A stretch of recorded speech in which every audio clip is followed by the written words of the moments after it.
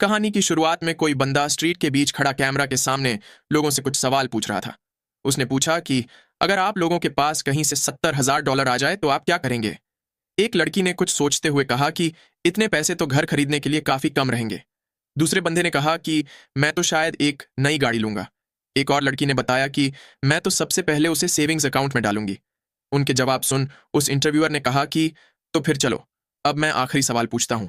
अगर आप दुनिया के सबसे अमीर इंसान बन जाए तो आप क्या करेंगे। ये सुन वो पहले वाला बंदा सोच में पड़ गया। उस लड़की ने बताया कि मैं तो शायद अपनी पूरी जिंदगी बिना कुछ किए ही आराम से बिता दूं। एक और लड़की बोलने लगी कि सबसे पहले तो मैं ये जानना चाहूंगी कि उतना अमीर कैसे बना जाता है। तभी सीन एक स्टेज पे शिफ्ट होता है जहां टीवी पे ये वाला इंटरव्यू चल रहा था। फीमेल एंकर ने अपने सामने बैठे आदमी को बताया कि तो ये थे हमें मिले कुछ रिस्पॉन्सेज। आप दुनिया के सबसे अमीर आदमी बनने वाले कोरिया के सबसे पहले और यंगेस्ट इंसान हैं। तो इसके पीछे का सीक्रेट क्या है। लोगों के बीच तो ऐसे रूमर्स भी हैं कि आप फ्यूचर देख सकते हैं। ये सुन सामने बैठा वो आदमी हंसते हुए बोलने लगा कि फ्यूचर देखने जैसी कोई चीज नहीं होती। लेकिन फिर वो सीरियस होकर कुछ देखने लगा। वहां कोने में एक ईगल लेकर खड़ी कोई औरत उसे ही देख रही थी। उसे देखकर ऐसा लग रहा था जैसे उसके पास कुछ जादुई शक्ति हो। तभी उसके हाथ पे बैठे उस ईगल ने अपने पंख फैला दिए। वो सुनहरी रोशनी फैलाता हुआ उस आदमी के सिर पे उड़ने लगा। वो आदमी भी उसे देख हल्के से मुस्कुरा दिया। फिर उसने अपना ध्यान वापस से हकीकत में खींचा। उसके सामने बैठी वो एंकर अभी भी उसके जवाब का इंतजार कर रही थी। उस बंदे ने भी मुस्कुराते हुए जवाब दिया कि मैं तो सिर्फ एक आम इन्वेस्टर हूं जिसका लक काम कर गया। तभी धीरे धीरे उसकी आंख खुलने लगती है। वो तेजी से नींद से उठ बैठा। वो गहरी सांस छोड़ते हुए बोलने लगा कि आखिर वो आर्मी वाला ईगल बार बार मेरे सपनों में क्यों आ रहा है। मैं एक अच्छा खासा सपना देख रहा था लेकिन उस ईगल ने सब बर्बाद कर दिया। दरअसल इस बंदे का नाम कांग जिनहू होता है। इसकी उम्र 23 साल है और ये रिसेंटली ही कोरियन आर्मी में अपनी मैंडेटरी सर्विस कंप्लीट करके डिस्चार्ज होने के बाद अनएम्प्लॉयड बैठा है। वो अपनी माँ के साथ एक छोटे से semi basement one room apartment में रहता है। लेकिन उसकी जिंदगी हमेशा से ही इतनी खराब नहीं थी। उसके पास एक रिलायबल फादर थे जो कि एक रिस्पेक्टेबल बिजनेस चलाते थे। और उसकी माँ जो कि अब पैसे कमाने के लिए छोटे मोटे काम करती थी, वो भी हमेशा से एक फूल की तरह काइंड और जेंटल हुआ करती थी। जिन्हू ऐसे पेरेंट्स के बीच ग्रीन हाउस के फूल की तरह बड़ा हुआ था। तभी जिन्हू को किसी का मैसेज आया। इसके बाद सीन किसी रेजिडेंशियल बिल्डिंग पे शिफ्ट होता है। जिन्हू वहां रखी एनिमे फिगर्स देखते हुए बोलने लगा कि टेक यू, तुम्हारी जिंदगी बिल्कुल भी नहीं बदली। टेक उसे एक बियर देते हुए बोलने लगा कि ऐसा बिल्कुल भी नहीं है। क्या तुम्हें दिखाई नहीं दे रहा कि मेरा एनिमे फिगर्स का कलेक्शन डबल हो चुका है। ये सुन जिन्हू बोलने लगा कि तुम्हारा ये कलेक्शन मिडिल स्कूल से ही बढ़े जा रहा है। भला मैं इसमें डिफरेंस कैसे बता सकता हूँ। दरअसल इस बंदे का नाम टेक ग्यू होता है और इसकी उम्र 23 साल है। ये जिन्हू का काफी अच्छा दोस्त होता है। टेक जिन्हू से बोलने लगा कि तुम भी हमेशा की ही तरह भुलक्कड़ हो, तो अब तुम क्या करने वाले हो। जिन्हू ने बताया कि भले ही मैं कंगाल हूं लेकिन कम से कम मेरे पास एक प्रेस्टिजियस यूनिवर्सिटी की डिग्री है, इसीलिए मैं ट्यूटरिंग करके अपनी माँ का काम आसान कर सकता हूँ। मैं वापस से यूनिवर्सिटी जाने में कुछ वक्त इंतजार कर सकता हूँ। टेक ने भी ये सुन उससे चीयर्स कर दिया। फिर जिन्होंने टेक से कहा कि पिछली क्रिसमस जब मैं यहाँ नहीं था तब मेरी माँ के साथ डिनर करने के लिए थैंक यू। ये सुन टेक बोलने लगा कि हमारे बीच ऐसा कुछ नहीं होना चाहिए। तुम्हारी माँ मेरी भी माँ है। वैसे तुम्हारी मिलिट्री लाइफ कैसी थी। जिन्होंने कहा कि जिस बंदे को मिलिट्री से एग्जेम्प्ट कर दिया गया हो उससे इस बारे में बात करने के लिए मेरे पास कुछ भी नहीं है। ये सुन टेक बोलने लगा कि लगता है तुम मुझसे जलते हो, तो क्या तुम कुछ ऐसी बात सुनना चाहोगे जिससे तुम्हें और ज्यादा जलन हो। जिन्होंने पूछा कि भला ऐसा तो क्या है। तभी टेक उसके थोड़ा करीब आ गया। उसने मुस्कुराते हुए बताया कि मुझे अपने बैंक कॉइन का पासवर्ड मिल गया। ये सुन जिन्हू कंफ्यूज हो गया। टेक ने पूछा कि क्या तुम भूल गए, मैंने अपना वो लूटनिया वाला गेम कैरेक्टर बेच दिया था जिसके बदले मुझे कुछ क्रिप्टो करेंसी मिली थी। ये सुन जिन्हू ने सरप्राइज होते हुए पूछा कि क्या तुम उसकी बात कर रहे हो जो 50 वॉन से शुरू होकर 10 लाख वॉन तक ऊपर गया था। उसका पासवर्ड खोने पे तुम रोते हुए बोल रहे थे कि तुम्हारी जिंदगी ही खत्म हो गई, और क्या अब तुम्हें वो फिर से मिल गया। टेक ने उसे हाँ में जवाब देते हुए बताया कि मुझे वो अपने एनिमे फिगर्स के बॉक्स को साफ करते हुए मिला। क्या तुम जानना चाहते हो कि उसकी वैल्यू अभी कितनी है। पिछले दिन उसकी कीमत पूरे $1,100 थी। ये सुन जिन्हू गिनती लगाते हुए बोलने लगा कि अभी के एक्सचेंज रेट के मुताबिक $1 $1,100 वॉन के बराबर होता है। तो इस हिसाब से $1,100 के होंगे 12 लाख वॉन। ये बोलते हुए जिन्हू एकदम हैरान रह गया। तभी टेक ने उसे उंगली दिखाते हुए बताया कि एक बैंक कॉइन $1,100 कीमत एक बैंक कॉइन की है, ना कि टोटल। ये सुन जिन्हू ने याद करते हुए कहा कि तुम्हारे पास टोटल 11,000 बैंक कॉइन है, राइट। इतना बोल वो उसकी टोटल वैल्यू कैलकुलेट करने लगा। तभी वो सरप्राइज हो गया। उसकी टोटल वैल्यू जानकर उसके होश उड़ गए। वो चिल्लाते हुए बोलने लगा कि ये तो पूरे 12 मिलियन डॉलर होते हैं। उसने चिल्लाते हुए टेक को कमीना बोलते हुए पूछा कि क्या तुम सपना देख रहे हो? टेक ने भी उसे पागल बुलाते हुए पूछा कि तुम मुझ पर क्यों चिल्ला रहे हो? अगर तुम जल रहे हो तो सीधा बोल दो। मुझे खुद भी ये बात प्रोसेस करने में वक्त लगा था, लेकिन ये सच है। मैं इतना चौंका हुआ हूं कि मैं उस बात पे खुश भी नहीं हो सकता। तभी सामने से जिन्हों ने हाथ फैलाते हुए कहा कि मुझे सिर्फ 70,000 डॉलर दे दो। टेक ने उसे मना कर दिया। जिन्होंने उसे प्लीज बोलते हुए कहा कि सिर्फ 70,000 डॉलर, लेकिन टेक ने उसे फिर से मना कर दिया। उसने मुस्कुराते हुए बताया कि मैंने उसे ऑलरेडी एक्सचेंज पे सेल के लिए रख दिया है, और इस ट्रेंड के हिसाब से मुझे लगता है कि वो कुछ वक्त और ऊपर जाता रहेगा। ये सुन जिन्हों उसे कंजूस कमीना कहते हुए बोलने लगा कि अगर मुझे ये बात पता होती तो मैं उस गेम को और ज्यादा सीरियसली खेलता। तभी उसे कुछ याद आया। उसे वो सीन याद आया जहां वो तेक के साथ उस गेम को खेल रहा था। उसे याद कर जिन्हों ने तेक का कॉलर पकड़ते हुए गुस्से से कहा कि कमीने, क्या तुम भूल गए कि उस वक्त तुमने अपने साथ मेरा भी कैरेक्टर बेच दिया था? साले चोर, मुझे मेरा हिस्सा दे। ये सुन टेक ने उससे पूछा कि लेकिन उसमें तुम्हारा कितना हिस्सा था? जिन्हों उसे जवाब देने जा ही रहा था कि तभी उसकी नजर किसी चीज पर पड़ी। वो उसे देखकर सरप्राइज हो गया। वहां खिड़की के बाहर दीवार पे वही ईगल बैठा हुआ था। उसमें से अभी भी वैसी ही सुनहरी रोशनी निकल रही थी। वो सीधा जिन्हों को ही देख रहा था। जिन्हों उस ईगल को फिर से देखकर हैरान रह गया। तभी वो ईगल उसकी ओर आने लगा। वो सीधा आकर उसके सिर पे उड़ने लगा। जिन्हों भी हैरान बैठा उसे ही देख रहा था। तभी उसके सामने उस गोल्डन रोशनी से कुछ बनने लगा। उस गोल्डन रोशनी से कुछ शब्द बन रहे थे। वो उसकी लिखी हुई बात देखकर सरप्राइज हो गया। तभी टेक ने उसे ऐसे बैठा देख आवाज लगाई। जिन्होंने उससे पूछा कि क्या तुम्हें पता है कि माउंटेन हिल क्या है? टेक ने उसे बताया कि ये तो वही एक्सचेंज है जहां मैं अपना बैंड कॉइन ट्रेड कर रहा हूं। लेकिन तुम्हें इस बारे में कैसे पता? जिन्होंने पूछा कि क्या वो एक्सचेंज सेफ है? क्या उसकी बैंकरप्टी के कोई रूमर्स फैल रहे हैं? दरअसल जिन्हों ऐसा इसीलिए बोल रहा था क्योंकि उस ईगल की गोल्डन रोशनी से बने शब्दों ने माउंटेन हिल की बैंकरप्सी की बात लिखी थी। टेक भी उसकी बात सुन कंफ्यूज होकर पूछने लगा कि तुम किस बारे में बात कर रहे हो? भला एक अच्छा खासा एक्सचेंज बैंकरप्ट क्यों होगा? वहीं जिन्हों परेशान होते हुए सोचने लगा कि ये ईगल और वो शब्द तो वैसे ही है जैसा मैंने आर्मी के वक्त देखा था। अगर ये एक हेलुसिनेशन नहीं है तो क्या ये सच है? इतना सोच उसने टेक को आवाज लगाते हुए कहा कि मेरी बात ध्यान से सुनो। अपने सारे बैंड कॉइन तुरंत ही बेच दो। ये सुन टेक ने कंफ्यूज होते हुए पूछा कि लेकिन ऐसे अचानक से क्यों? जिन्होंने उसके पास जाकर डेस्परेट होते हुए कहा कि मैं इस बात को एक्सप्लेन नहीं कर सकता। तुम बस मुझ पर ट्रस्ट करो और उसे बेच दो। टेक भी उसकी बात सुन सोच में पड़ गया। जिन्हों भी सीरियस होकर उसे ही देख रहा था। तभी टेक ने ठीक है बोलते हुए कहा कि मैं सब कुछ बेच दूंगा।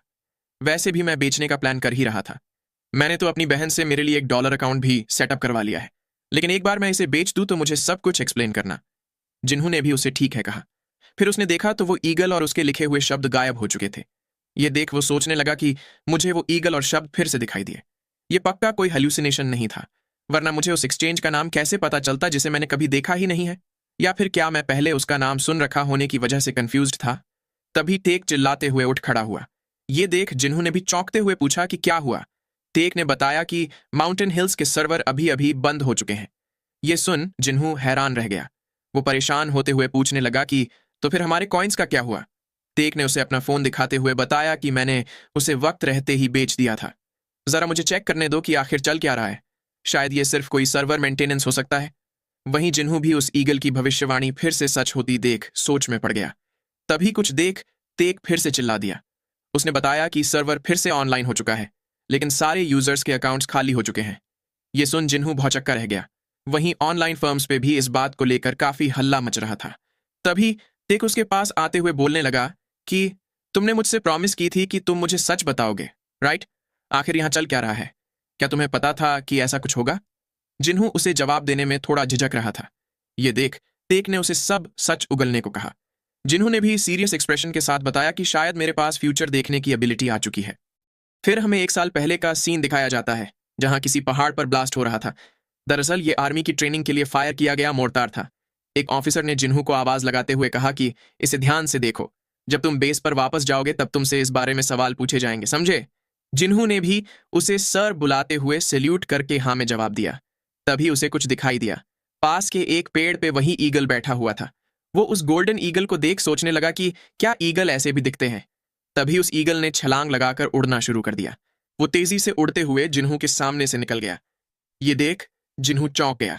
वो अपने साथियों से पूछने लगा कि क्या तुम लोगों ने अब भी उस ईगल को देखा? ये सुन पीछे से एक बंदे ने पूछा कि कहाँ? जिन्हू ने इशारा करते हुए बताया कि वो अभी अभी हमारे ऊपर से उड़ कर गया। उसके साथी ने कहा कि मैंने तो कुछ भी नहीं देखा। ये सुन जिन्हू पूछने लगा कि आखिर तुम इतना बड़ा ईगल मिस कैसे कर सकते हो? तभी उसे हवा में कुछ सुनहरे शब्द दिखाई देने लगे। उसमें किसी KM-188 नाम की चीज के एक्सप्लोजन के बारे में लिखा था। उसे देख जिन्हू कंफ्यूज होते हुए सोचने लगा कि आखिर ये क्या है? क्या ये कोई आर्टिलरी टेक्नोलॉजी है? तभी उसने देखा कि पास ही कुछ सोल्जर्स मॉर्टर को लोड कर रहे थे। वो लोग उसके अंदर एक शेल डाल रहे थे। जिन्होंने ध्यान से देखा तो इस शेल पे वही नंबर था जो कुछ वक्त पहले उस ईगल के द्वारा लिखा गया था। तभी उसके मुंह के सामने तेज रोशनी चमक उठी। वो अपने आप रिएक्ट करते हुए जल्दी से जमीन पे कूद गया। वो सोल्जर्स जो शेल लोड कर रहे थे वो उनके सामने ही फट चुका था। तभी सीन वापस से प्रेजेंट में शिफ्ट होता है, जहां जिन्हू ये सब बातें तेक को बता रहा था। उसकी बात सुन तेक बोलने लगा कि तुम तो काफी लकी हो। क्या तुम्हारे उस ब्लास्ट के इतना नजदीक होने के बावजूद भी तुम्हें कोई चोट नहीं आई? जिन्हू ने उसे हाँ में जवाब दिया। उसने बताया कि उस एक्सीडेंट में कुछ लोगों की जान भी गई थी, लेकिन उस मिस्टीरियस वार्निंग के चलते मैं बच गया। ये सुन तेक ने पूछा कि तो फिर मिलिट्री डॉक्टर का क्या कहना था? जिन्हू ने बताया कि डॉक्टर ने कहा था कि उस एक्सीडेंट के ट्रॉमा की वजह से मुझे कुछ मेमोरी कंफ्यूजन हुआ होगा। ये सुन तेक बोलने लगा कि ये तो बस फुसलाने वाला आंसर है। खैर, अगर तुमने इस चीज को 2 बार एक्सपीरियंस किया है तो इसका मतलब कि ये कोई कोइंसिडेंस नहीं बल्कि एक सुपर पावर है। ये सुन जिन्होंने कंफ्यूज होते हुए पूछा कि चलो मान भी ले कि तुम्हारी बात सही है, लेकिन फिर भी तुमने इस बात को इतना आसानी से कैसे मान लिया? सामने से टेक मुस्कुरा दिया। वो बोलने लगा कि मुझे एनिमे से मिले हुए मेंटल फोर्टिट्यूड को भूलो मत। अगर मेरे सामने अभी एक क्यूट सी एल्फ गर्ल आ जाए तो मैं उस पर भी यकीन कर लूंगा। फिर जिन्होंने कहा कि तो चलो अब प्रैक्टिकल मामलों पे आते हैं। तेक ने पूछा कि कौन सा प्रैक्टिकल मामला? जिन्होंने बताया कि उस कॉइन में मेरा हिस्सा $1.5 मिलियन का है। ये सुन तेक हैरान रह गया। वहीं जिन्हू सीरियस होते हुए बोलने लगा कि जब तुमने अपना वो लुतनिया कैरेक्टर बेचा था तब उसके साथ ही तुमने मेरा एक लो लेवल कैरेक्टर भी बेचा था। तुम्हें मिले 11,000 बैंड कॉइन में से 1,000 कॉइन्स मेरा हिस्सा है। ये तुम्हारे पास जो $15 मिलियन है उसका 9% होता है। अगर तुमने मुझे वो पैसे नहीं दिए तो मैं तुम्हारी सारी एनिमे फिगर्स जला दूंगा। तेक भी ये सुन उसे ब्रैट बुलाते हुए बोलने लगा कि उस वक्त तो तुमने मुझे वो ऐसे ही दे दिया था और अब तुम नेगोशिएशंस किए बिना ही मुझे धमकी देने लगे हो। खैर, अगर मैं तुम्हें वो पैसे अभी देना चाहूं तो भी मैं टैक्स वगैरह के इश्यूज के चलते सब कुछ नहीं दे सकता। ये सुन जिन्हू ने कहा कि मैंने ये एक्सपेक्ट किया ही था। तो अब क्या तुम टैक्स हेवन जैसा कुछ सेटअप करने की सोच रहे हो? ये सुन तेक ने सरप्राइज होते हुए पूछा कि तुम्हें कैसे पता? जिन्होंने पूछा कि क्या तुम ये बात भूल गए कि मैं कोरियन यूनिवर्सिटी में इकोनॉमिक्स की पढ़ाई कर रहा हूं? तेक ने भी ये सुन आगे बताया कि मेरी बहन ने कहा था कि अगर मेरे बैंड कॉइन पे इनकम टैक्स लगा तो मुझे मिलियंस ऑफ डॉलर्स का टैक्स देना पड़ सकता है। इसीलिए मैंने एक US टेरिटरी ऑफ डेला नाम की जगह पे टैक्स हेवन सेटअप किया है और OTK नाम की कंपनी बनाई है। ये सुन जिन्हू ने पूछा कि क्या OTK का मतलब ओताकू होता है? सामने से टेक ने इरिटेट होते हुए बताया कि ये मेरे नाम ओ तेक ग्यू का शॉर्ट फॉर्म है। फिर वो खुश होते हुए बोलने लगा कि अब सिर्फ पूरी जिंदगी आराम करते हुए जीना ही बचा है। ये सुन जिन्हू ने कहा कि तुम अब तक यही तो करते आ रहे हो। ये सुन तेक ने पूछा कि क्या तुम्हें गेम आइटम्स ट्रेड करके जीना आसान लगता है? क्या तुम भूल गए कि बैंड कॉइन भी उसी का नतीजा है? जिन्हू ने भी उसकी बात से अग्री किया। फिर तेक ने कहा कि खैर, अब इस बात को लंबा खींचने की कोई जरूरत नहीं है। $15 मिलियन में से तुम्हारा हिस्सा है $1.5 मिलियन। मैं प्रॉमिस करता हूं कि मैं तुम्हें वो पैसे ट्रांसफर जरूर करूंगा। और ऐसे ही आर्मी से डिस्चार्ज होने के बाद अपनी फ्यूचर देखने की एबिलिटी और लॉयल दोस्त की वजह से जिन्हू के पास $1.5 मिलियन आ जाते हैं। इसके बाद सीन किसी KH नाम की बैंक पे शिफ्ट होता है। वहां से बाहर निकलते हुए जिन्हू अपनी पासबुक में $7 लाख का डिपॉजिट देख काफी खुश हो रहा था। तभी हमें पास्ट का सीन दिखाया जाता है जहां तेक उससे बोल रहा था कि इतना जल्दी सेलिब्रेट मत करने लगो। मैंने तुमसे पहले ही बोला था कि मैं अभी तुम्हें तुम्हारा पूरा हिस्सा तुरंत ही नहीं दे सकता, राइट? जिन्हू ने भी उसे हाँ में जवाब देते हुए कहा कि तुम मुझे जो पैसे दे रहे हो वो एक गिफ्ट माना जाएगा। इसका मतलब कि वो पैसे उस टैक्स हेवन से कोरिया में ट्रांसफर होते ही उस पर 20% टैक्स लगेगा और जितना अमाउंट ज्यादा होगा उतना ही प्रोग्रेसिव टैक्स रेट बढ़ता जाएगा। तेक ने भी उसे थम्स अप दिखाते हुए कहा कि तुम सब कुछ जानते हो। मैं तुम्हें पहले $7 लाख दूंगा और फिर मेरी बहन के थ्रू तुम्हें बाकी के $8 लाख ट्रांसफर करने का कोई तरीका ढूंढ लूंगा, इसलिए तुम थोड़ा इंतजार करना। फिर सीन वापस से प्रेजेंट में शिफ्ट होता है जहां जिन्हू बैंक से निकलते हुए मन ही मन रिक्वेस्ट कर रहा था कि कहीं ये कोई सपना ना हो। फिर वो अपने घर की ओर जाते हुए सोचने लगा कि मुझे इन पैसों से सबसे पहले क्या करना चाहिए। शायद मैं अपनी माँ को कुछ वक्त के लिए काम ना करने में मदद करूंगा और उनके लिए कुछ नए कपड़े खरीदूंगा। ये सब सोचते हुए वो एक बड़े से मॉल के बाहर पहुंच गया। वो उस मॉल के अंदर एंटर हो गया। वो मुस्कुराते हुए पूछने लगा कि अब मैं शॉपिंग की शुरुआत कहाँ से करूं। तभी उसे पास ही की शॉप से किसी के चिल्लाने की आवाजें सुनाई दी। वहां पर काफी सारी भीड़ जमी हुई थी। जिन्होंने वहां जाकर देखा तो कोई लेडी चिल्लाते हुए बोल रही थी कि अपने घुटनों के बल गिरकर माफी मांगो, इससे पहले कि मैं तुम्हारी वेबसाइट पे कंप्लेंट पोस्ट कर दूं। उसने अपने सामने खड़ी औरत को आंटी बोलते हुए गुस्से से पूछा कि क्या तुम्हें कोई आइडिया भी है कि ये शूज कितने के हैं? अगर तुम फ्लोर्स पे 1000 बार पोछा लगाओ तब भी तुम इसे नहीं खरीद पाओगी। सामने से एक बंदे ने झुकते हुए उससे माफी मांगी। फिर वो अपने पीछे खड़ी औरत को आंटी बुलाते हुए गुस्से से पूछने लगा कि तुम किसका इंतजार कर रही हो? जल्दी से अपने घुटनों पे बैठो। तभी कुछ देखकर जिन्हू हैरान रह गया। अपने सामने का नजारा देख उसे खुद की आंखों पे यकीन नहीं हो रहा था। उसे समझ नहीं आया कि उसकी माँ यहाँ क्या कर रही है। तभी वो लेडी अपना पैर आगे करते हुए गुस्से से पूछने लगी कि तुम अपने घुटनों पे गिरोगी या क्या इन जूतों के पैसे दोगी? उस मैनेजर ने भी इरिटेट होते हुए जिन्हू की माँ से पूछा कि क्या तुम वाकई में जॉब से निकाल दिया जाना चाहती हो? अभी के अभी कस्टमर से माफी मांगो। जिन्हू भी अपनी माँ को उस आउटफिट में देखकर हैरान हो गया, क्योंकि उसकी माँ ने तो उसे बोला था कि वो किसी डिपार्टमेंट स्टोर के कॉल सेंटर पे काम करती है।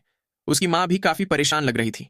वो ना चाहते हुए भी उस लेडी से माफी मांगने के लिए घुटनों के बल बैठने लगी। तभी पीछे से जिन्हू ने आकर उन्हें रोक लिया। वो उन लोगों से पूछने लगा कि भला इतना भी क्या इंपॉर्टेंट है जो तुम किसी से घुटनों के बल गिरने को बोल रही हो? जरा हमें भी तो बताओ। जिन्हू को वहां देख उसकी माँ ने शर्म के मारे अपना मुंह फेर लिया।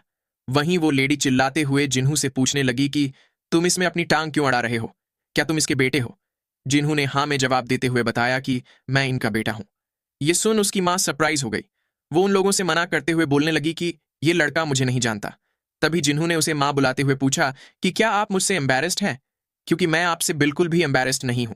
वहीं वो मैनेजर और लेडी भी जिन्हू के उस औरत को माँ बुलाने पर चौंक गए। फिर जिन्हू ने उनसे पूछा कि तो अब बताओ कि आखिर यहाँ चल क्या रहा है? सामने से वो लेडी उसकी माँ की ओर इशारा करते हुए बोलने लगी कि इस औरत के पोछे ने मेरे जूतों को टच कर लिया। वहां खड़े बाकी लोग भी ये सारा तमाशा देख रहे थे। तभी जिन्हू इरिटेट होते हुए सीरियस एक्सप्रेशन के साथ पूछने लगा कि क्या सिर्फ इतनी सी बात के लिए तुम किसी की माँ को घुटनों के बल गिरने को बोल रही हो? वो लेडी भी उसकी बात सुन थोड़ा परेशान हो गई। फिर वो अपने जूते दिखाकर चिल्लाते हुए पूछने लगी कि क्या तुम्हें पता भी है कि इसकी कीमत क्या है? ये पूरे $500 के हैं। तभी जिन्हू ने उसकी ओर कुछ पैसे बढ़ाते हुए कहा कि ये लो $500। अब या तो ये पैसे लेकर मेरी माँ से माफी मांग के निकल जाओ या फिर अपने कीमती जूते रखकर यहां से खाली हाथ चलती बनो। वैसे भी अभी तुम्हें लोगों के द्वारा रिकॉर्ड किया जा रहा है, तो क्या कम से कम पैसे लेना बेहतर नहीं होगा? ये सुन वो लेडी फ्रस्ट्रेट हो गई। जिन्होंने पूछा कि क्या मुझे इन पैसों को जमीन पे फेंक देना चाहिए ताकि तुम घुटनों के बल गिरकर उन्हें उठा सको? वो लेडी भी ये सुन काफी गुस्सा हो गई। फिर उसने जैसे तैसे सॉरी बोलते हुए पूछा कि इतना काफी रहेगा, राइट? इतना बोल। उसने जिन्हू के हाथ से पैसे झपट लिए। वो वहीं खड़ी उन पैसों को गिनने लगी। तभी जिन्हू ने उस मैनेजर को आवाज लगाई। उसने मैनेजर से इशारा करते हुए कहा कि प्लीज इस लेडी के जूते याद रख के कलेक्ट कर लेना। वो मेरे हैं क्योंकि मैंने उसे पैसे देकर खरीदा है। अगर मुझे ये अगले दिन तक नहीं मिले तो मैं उसके चोरी होने की रिपोर्ट लिखवा दूंगा। उस मैनेजर ने भी उसे ठीक है कहा।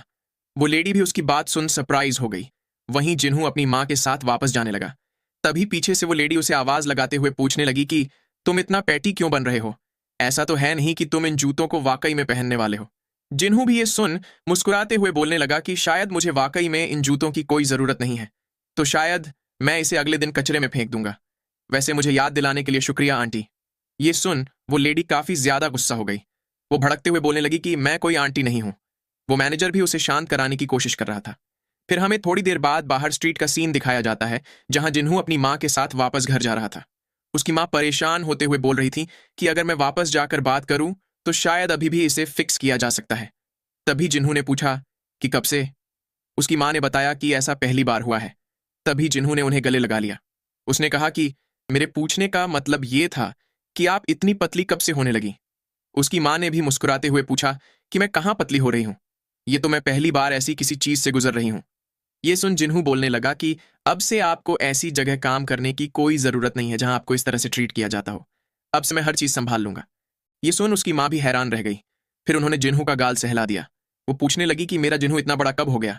इसके बाद सीन किसी रेस्टोरेंट पे शिफ्ट होता है, जिन्हू के सारी बात एक्सप्लेन करने पे उसकी माँ पूछने लगी कि भला ये बैंड कॉइन क्या चीज है और वो इतना महंगा क्यों है।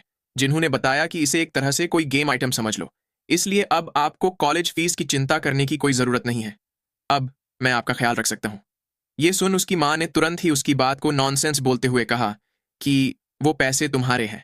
मैंने तुम्हारे वापस कॉलेज अटेंड करने की फीस ऑलरेडी इकट्ठा कर रखी है। अभी तुम अपने पैसे बचाओ और अपने फ्यूचर पे इन्वेस्ट करो। जिन्हू ने मुस्कुराते हुए कहा कि उस बारे में मैं बाद में सोचूंगा, लेकिन अभी के लिए चलो सबसे पहले घर बदल लेते हैं। मुझे लगता है कि आपको जो खांसी हो रही है वो हमारे घर की वजह से ही हो रही है। ये सुन उसकी माँ ने कहा कि उस बारे में चिंता मत करो। जिन्होंने हंसते हुए बताया कि ये मेरे पैसे हैं और मैं उसे कुछ अच्छी चीज के लिए ही यूज करूंगा। उसकी माँ भी ये सुन बोलने लगी कि तुम अपने फादर की तरह ही जिद्दी हो। तभी जिन्हू को तेक का कॉल आ गया। उसके कॉल उठाने पे तेक चिल्लाते हुए बोलने लगा कि एक इमरजेंसी आ गई है। ये सुन जिन्हू ने पूछा कि तुम किस बारे में बात कर रहे हो। मैं अभी अपनी माँ के साथ डिनर कर रहा हूँ। सामने से टेक ने बताया कि वो यहाँ आ चुकी है। जिन्हू ने पूछा कि कौन। टेक ने बताया कि मेरी बहन कोरिया वापस आ चुकी है। फिर हमें कुछ वक्त बाद किसी शिलोन नाम की होटल का सीन दिखाया जाता है। वहां पर कोई लड़का किसी चीज को देख इंप्रेस होते हुए अपने दोस्त को उस तरफ देखने को बोल रहा था। वहां खड़े सारे लोग एक अतरंगी सी कार देखकर इंप्रेस हो रहे थे। उस कार के चारों ओर लोली एनिमे कैरेक्टर्स के स्टिकर लगे हुए थे। दरअसल ये कार टेक की होती है। उसके पास बैठा जिन्हू एम्बैरेसमेंट के मारे अपना मुंह छिपाते हुए मन ही मन उसे गालियां दे रहा था। इसके बाद वो लोग होटल के अंदर जाने लगे। टेक जिन्हू की बातें सुन पूछ रहा था कि मेरे तुम्हें यहां सेफली लाने के बावजूद भी तुम मुझे खरी खोटी क्यों सुना रहे हो। जिन्हू ने इरिटेट होते हुए उससे कहा कि तुम अपनी इस वीब की दुनिया में मुझे मत खींचा करो। ये सुन तेक ने पूछा कि भला मेरी दुनिया में क्या दिक्कत है। तभी किसी ने उसे आवाज लगाते हुए कहा कि तुम 3 मिनट लेट हो। तेक भी वो आवाज सुन सरप्राइज हो गया। दरअसल ये उसकी बहन ह्यूनजू होती है। उसने जिन्हू को भी साथ आया देख उसे भी ग्रीट किया। जिन्हू ने भी उसे ग्रीट करते हुए उसका हालचाल पूछा। फिर थोड़ी देर बाद होटल के अंदर बैठकर बात करते हुए ह्यूनजू ने जिन्हू से पूछा कि क्या अब तुम मिलिट्री से डिस्चार्ज हो चुके हो। जिन्हू ने भी उसे हाँ में जवाब दिया।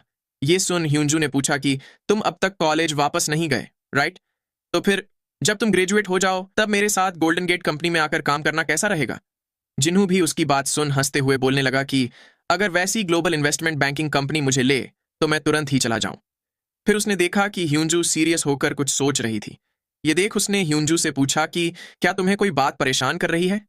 ह्यूनजू ने तेक को आवाज लगाते हुए बताया कि मैंने माउंटेन हिल की बैंक्रप्सी के बारे में सुना। क्या सब कुछ ठीक है?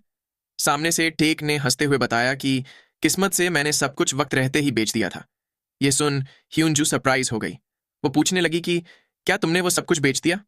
टेक ने हाँ में जवाब देते हुए बताया कि मैंने वो सब कुछ OTK कंपनी अकाउंट में रखा हुआ है। वो पूरे $12 मिलियन है। ये सुन ह्यूनजू सोच में पड़ गई। फिर उसने भी चैन की सांस ली। ये देख जिन्हू सोचने लगा कि लगता है ये काफी चिंतित थी। फिर उसने उन लोगों के सामने एक कागज रख दिया। उसने बताया कि ये गोल्डन गेट के गैंगनम ब्रांच मैनेजर का कॉन्टैक्ट नंबर है। अगर तुम काफी सारे पैसे यहाँ के डोमेस्टिक अकाउंट में ट्रांसफर करना चाहो तो इसे कॉन्टैक्ट कर देना। ये सब कुछ संभाल लेगा। वो मेरी स्कूल का सीनियर है, इसलिए उसे बोल देना कि तुम ह्यूनजू के छोटे भाई हो और वो तुम्हारे लिए सब कुछ संभाल लेगा। लेकिन तुम तो बोल रहे थे कि तुम उसे धीरे धीरे बेचोगे, तो फिर तुमने सब कुछ एक साथ ही क्यों बेच दिया। ये सुन तेक चौंक गया। वो बहाना बनाते हुए बोलने लगा कि वो तो बस मुझे ऐसे ही उसे बेचने की फीलिंग आ रही थी। वैसे क्या तुम यहाँ मेरी वजह से आई हो। ह्यूनजू ने ना में जवाब देते हुए बताया कि मैं यहाँ एक एक्विजिशन कंपनी का काम निपटाने आई हूँ, इसलिए मैं तकरीबन 10 दिन तक यहाँ रहूंगी। 10 दिन की बात सुन तेक थोड़ा परेशान हो गया। ये देख ह्यूनजू ने पूछा कि क्या तुम्हें इस बात से कोई दिक्कत है। ये सुन टेक डरते हुए बोलने लगा कि नहीं, मैं तो काफी खुश हूं। ह्यूनजू ने उसे ऊपर की ओर इशारा कर बताया कि मैं यहीं रुकने वाली हूं। तेक ने भी इंप्रेस होते हुए पूछा कि क्या इतनी महंगी होटल में। ह्यूनजू ने बताया कि कंपनी के सारे लोग यहीं साथ रहने वाले हैं। खैर, वैसे भी इसके पैसे कंपनी दे रही है। ये सुन जिन्हू सोचने लगा कि यहां रुकने के तो कम से कम दिन के $500 लगते हैं। ग्लोबल इन्वेस्टमेंट बैंकिंग कंपनीज अलग ही लेवल पे हैं। तभी कॉल आने पे ह्यूनजू तुरंत ही वापस आने का बोल साइड में जाने लगी। उसके जाने के बाद टेक जिन्हू से पूछने लगा कि क्या मेरी बहन के एटीट्यूड से तुम्हें डर नहीं लगता। जिन्हू ने कहा कि वो एटीट्यूड तो सिर्फ तुम्हारे लिए ही है। ये सुन टेक उसे गालियां देने लगा। तभी ह्यूनजू ने वहां वापस आते हुए बताया कि ये कॉल ओपेक की मीटिंग के स्केड्यूल के बारे में था। ये सुन टेक पूछने लगा कि ये तो वही ऑयल फैक्ट्रीज की ऑर्गेनाइजेशन है, राइट? इतना बोल वो सोचने लगा कि लेकिन साला इसमें फैक्ट्री का F क्यों नहीं है। वहीं जिन्हू ने ह्यूंजू से पूछा कि तो फिर ये ऑयल प्रोड्यूसिंग कंट्रीज की मीटिंग होगी, राइट? ह्यूंजू ने उसे हाँ में जवाब देते हुए बताया कि इसका फुल फॉर्म है organisation of the petroleum exporting countries. OPEC की मीटिंग का रिजल्ट परसों अनाउंस किया जाएगा। उसके इतना बोलते ही जिन्हू को अपने सामने वो सुनहरा ईगल बैठा दिखाई दिया। जिन्हू फिर से उस ईगल को देख सरप्राइज हो गया। तभी वो ईगल आकर उसके सिर पे उड़ने लगा। वो फिर से गोल्डन रोशनी से कुछ बनाने लगा। जिन्हू भी परेशान होते हुए सोच रहा था कि इस बार क्या होगा। तभी उस गोल्डन रोशनी से उभर कर कुछ शब्द बाहर आए जिसमें लिखा था कि ओपेक की मीटिंग में ऑयल प्रोडक्शन की कटौती पे अग्रीमेंट कर लिया जाएगा। तभी उसे ऐसे ख्यालों में खोया देख ह्यूंजू ने आवाज लगाते हुए पूछा कि क्या तुम ठीक हो? जिन्हू ने भी उससे माफी मांगते हुए बताया कि मैं तो सिर्फ कुछ सोच रहा था। ये सुन ह्यूंजू पूछने लगी कि तुम हमेशा तेग का ख्याल रखते हुए थक जाते होंगे, राइट? जिन्हू ने भी हंसते हुए उसे हाँ में जवाब दिया। तेग भी उनकी बातें सुन चिढ़ गया। तभी जिन्हू ने ह्यूंजू को आवाज लगाते हुए पूछा कि इस बार ओपेक की मीटिंग किस लिए हो रही है? ह्यूंजू ने बताया कि वो लोग अभी ऑयल प्रोडक्शन में कटौती करने के लिए कुवैत में मीटिंग कर रहे हैं। ये सुन जिन्हू हैरान होते हुए सोचने लगा कि ये तो अभी मैंने जो देखा वही है। वहीं तेक ने भी सोचते हुए पूछा कि क्या ये मीटिंग इतनी इंपॉर्टेंट है? ह्यूंजू ने बताया कि जिस तरह फाइनेंशियल एसेट्स के रिप्रेजेंटेटिव्स स्टॉक्स और बॉन्ड्स होते हैं, उसी तरह फिजिकल एसेट्स के रिप्रेजेंटेटिव्स ऑयल और गोल्ड होते हैं। दुनिया के 3 सबसे बड़े ऑयल प्रोड्यूसर्स में से अमेरिका ओरिजिनली एक ऑयल प्रोड्यूसिंग कंट्री है, लेकिन उनका प्रोडक्शन उनकी डोमेस्टिक डिमांड से काफ़ी कम है। इसीलिए एक ऑयल प्रोड्यूसिंग कंट्री होने के बावजूद भी अमेरिका दुनिया का सबसे बड़ा ऑयल इंपोर्टर है। लेकिन शेल गैस और शेल ऑयल के डेवलपमेंट के साथ अमेरिका एक नए सप्लायर के तौर पे उभर कर आ रहा है। उसे एक शेल रेवोल्यूशन कहना गलत नहीं होगा। दरअसल यहाँ पर जिस शेल ऑयल की बात की जा रही है वो कन्वेंशनल ऑयल से अलग होता है। जो अरब कंट्रीज और रशिया में ऑयल निकाला जाता है वो कन्वेंशनल ऑयल होता है, जो कि यहाँ इमेज में राइट साइड जो ग्रीन कलर में दिखाया गया है उस मुताबिक एक जगह इकट्ठा होता है। इसलिए उसे निकालना काफी आसान रहता है। जबकि शेल ऑयल इस तरह से एक जगह इकट्ठा नहीं होता, बल्कि एक बड़े से पत्थर यानी कि शेल के अंदर ट्रैप होता है, जैसा कि यहाँ इमेज में सबसे नीचे ब्लैक लाइन में दिखाया गया है। इसलिए उसे निकालने के लिए उस पत्थर को तोड़ना पड़ता है, जो कि काफी मुश्किल है। अमेरिका इसी शेल ऑयल को निकालने की टेक्नोलॉजी में सबसे आगे है। ओपेक की मेंबर कंट्रीज जैसे कि अरब के देशों से जो ऑयल निकलता है वो कन्वेंशनल ऑयल होता है। वहीं ह्यूंजू ने अपनी बात जारी रखते हुए बताया कि लेकिन शेल ऑयल का सबसे बड़ा डिसएडवांटेज ये है कि उसका प्रोडक्शन कॉस्ट काफी ज्यादा है। उसका प्रोडक्शन कॉस्ट ही तकरीबन एक बैरल के $45 जितना होता है। इसलिए अगर ऑयल की कीमत प्रति बैरल के $50 से कम हो जाए तो आधे से भी ज्यादा कंपनीज बैंकरप्ट हो जाएंगी। इसलिए ओपेक की मेंबर कंट्रीज ने जल्दबाजी में कई सारी मीटिंग्स की थी ताकि प्रोडक्शन कम किया जा सके। लेकिन उन ऑयल प्रोड्यूसिंग कंट्रीज के पर्सनल इंटरेस्ट्स इतने उलझे हुए हैं कि सारी मीटिंग्स आखिर में नाकाम हो जाती है। ये सुन जिन्होंने पूछा कि तो फिर तुम्हारे हिसाब से इस मीटिंग का रिजल्ट क्या होगा? ह्यूंजू ने बताया कि ये ऑब्वियस है कि वो लोग फिर से अग्रीमेंट करने में नाकाम रहेंगे। वो लोग अभी मुश्किल से प्रति बैरल के $60 मेंटेन कर रहे हैं, और अगर ये मीटिंग भी नाकाम रही तो उसकी कीमत $50 से भी नीचे चली जाएगी। ये सुन जिन्होंने पूछा कि लेकिन क्या होगा अगर उन लोगों ने अग्रीमेंट सक्सेसफुली कर लिया? ह्यूंजू ने बताया कि अगर ऐसा हुआ तो ऑयल की कीमत स्काई रॉकेट कर जाएगी और मार्केट काफी खुश होगा, लेकिन ऐसा होने के चांसेस काफी कम है। ये सुन जिन्होंने कॉन्फिडेंस के साथ पूछा कि लेकिन क्या होगा अगर इस बार उन लोगों ने अग्रीमेंट सक्सेसफुली कर लिया? ह्यूंजू भी उसकी बात सुन सरप्राइज हो गई। वो पूछने लगी कि तुम्हें क्यों लगता है कि ऐसा कुछ होगा? जिन्हू को भी अपनी गलती रियलाइज हुई।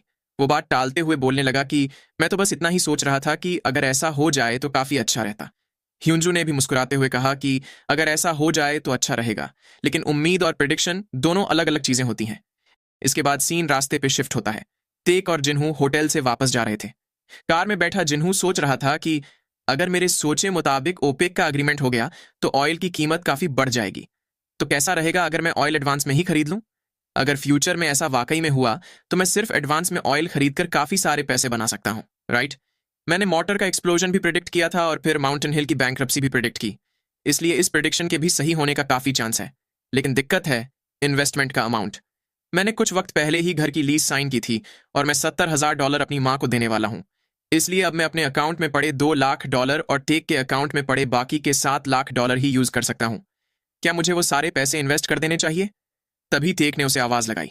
उसने जिन्हू से पूछा कि क्या मेरी बहन से बात करते वक्त तुमने वो चीज फिर से देखी? ये सुन जिन्हू ने कहा कि तुम सब समझ जाते हो। उसकी बात सुन टेक हंसते हुए बोलने लगा कि तुमने उसे फिर से देखा, राइट? इस बार तुमने क्या क्या देखा, मुझे जल्दी से बताओ। तभी जिन्हू के दिमाग में कुछ बात आई। वो तेक को देख सोचने लगा कि उस मेथड के बारे में तो मैं भूल ही गया था। फिर थोड़ी देर बाद जिन्हू की सारी बात सुनकर तेक पूछने लगा कि तो तुमने ये प्रिडिक्ट किया है कि ओपेक ऑयल प्रोडक्शन में कटौती पे एग्रीमेंट कर लेगा, और अगर ऐसा हुआ तो ऑयल की कीमत बढ़ेगी और इसलिए तुम एडवांस में ही ऑयल खरीदना चाहते हो, राइट?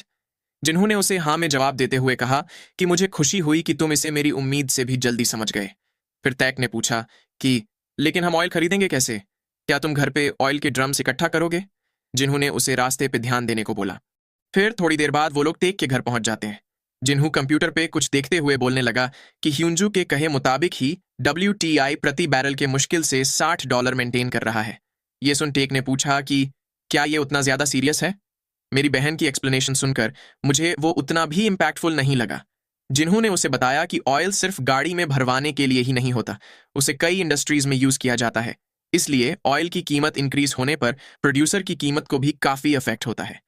तुम्हारे अकाउंट में अभी कितने पैसे हैं? तेक ने बताया कि मैं $3.5 लाख भेज रहा हूं और अब मेरे पास $1,20,00,000 बचे हैं, जिसमें से 7 लाख तुम्हारे हैं।